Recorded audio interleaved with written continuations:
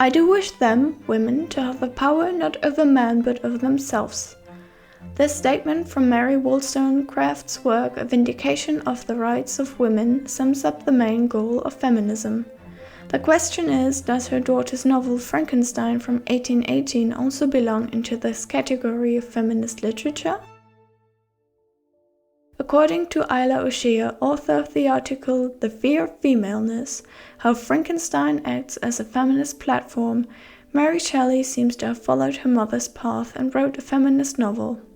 O'Shea states, Frankenstein brings to light the various problems that were and still are prominent in the world of women by deliberately portraying them as something weak, disposable, and subservient to man. But is that true? To answer that question, we first need to uncover what feminist literature is exactly and what its characteristics are. According to the Cambridge Dictionary, feminist literature is fiction or non-fiction which supports the feminist goals of defining, establishing, and defending equal political, economic, and social rights for women. Adding to that, Annette Collandy, a feminist literary critic, defines feminist literature, or feminist criticism as it's also often referred to, as any material written by a woman, any female criticism of any material written by a man, or female criticism of literary content produced by another woman. But not only that, feminist literature also often addresses relevant political issues, current attitudes towards women in society, or makes attempts to break down gender-specific misconceptions. Furthermore, it not only features topics such as culture and religion, feminist literature can be much more than just that. Oftentimes, it portrays characters or ideas in an attempt to change gender norms and to question established or antiquated gender roles. But first and foremost, feminist literature strives to alter inequalities between genders across societal and political areas. Feminist criticism, more often than not, adds a unique and often overlooked feminine voice to gender, societal, and political issues, offering an alternative perspective on the situation at hand.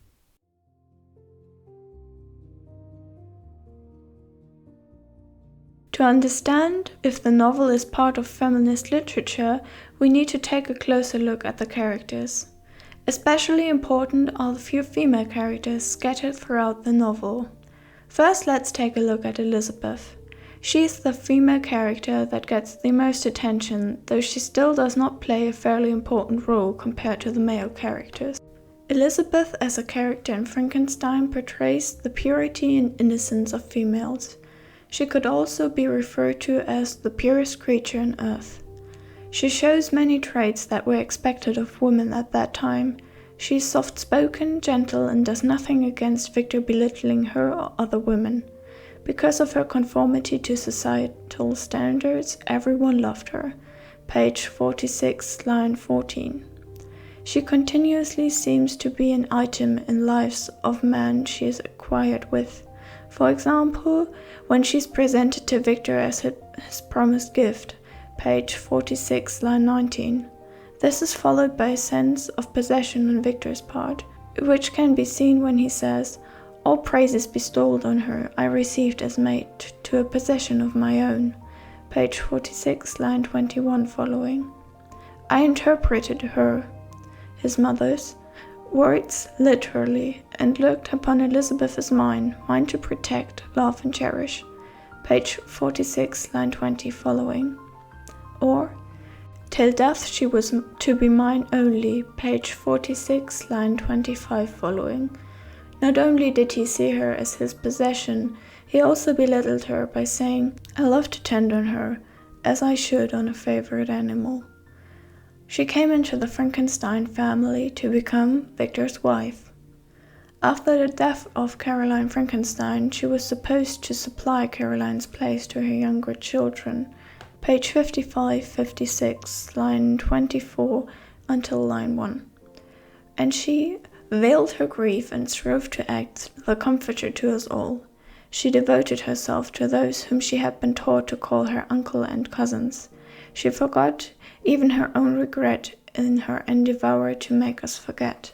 Page 57, line 4 till 10. She feels empathy for Justine's fate and holds herself accountable for William's death, page 107, line 29 following.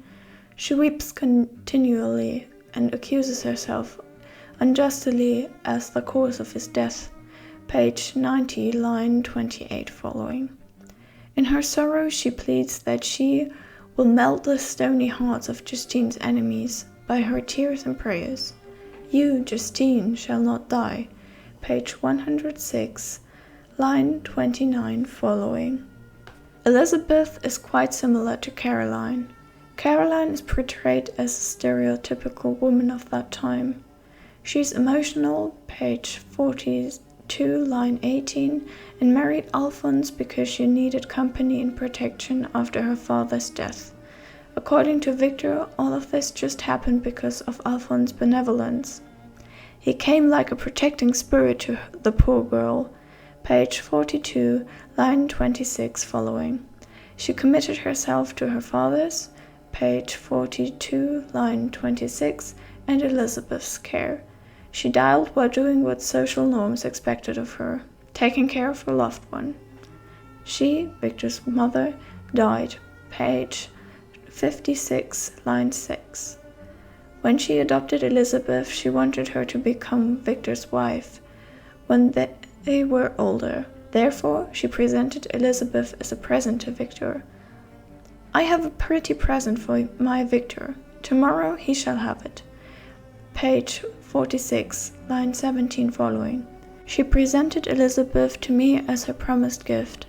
Page 46, line 19. Justine represents suffering in the face of injustice, much like a martyr. She stays strong and composed even when she faces her own death, trusting in God and it being part of a bigger plan of him.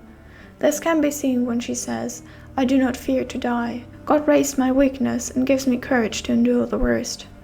I'll leave a sad and bitter world, and if you remember me and think of me as one unjustly condemned, I'm resigned to the fate awaiting me. Page 107, line 3-7. Her strong faith is also presented when Justine makes clear that she only cares about God's judgment. God knows, she said, how entirely I am innocent. Page 101, line 28. She was often mistreated in her life, and even her death takes place because the man that is indirectly responsible for the murder she's accused of stays silent. According to Victor, she's not worth saving because this could not work out and make him look like a madman. Thus I might proclaim myself a madman, but not revoke the sentence passed upon my wretched victim. She perished on the scaffold as a murderess. Page 108, line 18 following. On the contrary, we have Safie. She is mostly the opposite of the other women. One only gets to know her for a short period of the novel. Safie is the sole feminist character in Frankenstein. She does not fit the conventional role of a woman from that time. Safie aspires a higher power of intellect, as well as independence, page 150, line 9. Because she seeks freedom, Safie is determined to marry a Christian, to remain in a country where women can take a rank in society, page 150, line 16 following. By that she disregards the custom of her culture in order to prioritize her own desires. She's brave and travels through Germany alone to find Felix, page 153, line 19 following. Even though she does not go the conventional way of getting married to her lover Felix, both feel deeply emotionally connected and are loyal to each other. Safie left her father and her old life behind to be with Felix. The emotional connection sparks the desire for the same kind of companionship within Frankenstein's creation. These characters are not the only thing that is important. Looking at the creation of the female monster, one can see that Victor Frankenstein feared the autonomy a female could possess. When he says, "She who in all probability was to become a thinking and reasoning animal might refuse to comply with a compact made before her creation." Page 198, line 14 following. Frankenstein is afraid that she might have her own way of thinking and would not comply to the male of her species. He was also worried that she would possibly behave in a worse manner than her male counterpart. Page 198, line 11 following. Refusing to quit the land where people lived. Page 198, line 13 following. Victor also saw the female monster in its autonomy as a threat to him and his plans in a way that she would have been able to turn with disgust from him, the monster. Page 198, line 20 following, neglecting the male of her species to turn her attention to the man of human society. But Frankenstein could not decide what was worse, this or the possibility of his two monsters having children and a race of devils would be propagated upon the earth, who might make the very existence of the species of man a condition precarious and full of terror. Page 198, line 25 following. Something that must be taken into consideration as well is that Frankenstein was creating his monster all by himself. He was never interested in having a female involved.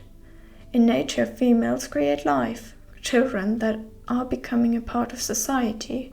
But Victor, a male trying to create life, only creates a wretched creature that is excluded from society and neglected even by its creator. One could argue that this novel obviously cannot be part of feminist literature, since female characters are not playing a central role in it.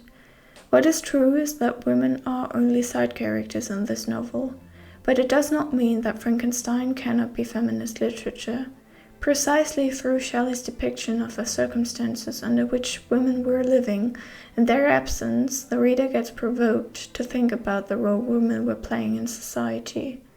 Through Safie as a character, she proceeds to show the potential women have and that there are women that strive for more rights, that they have the desire to express themselves freely.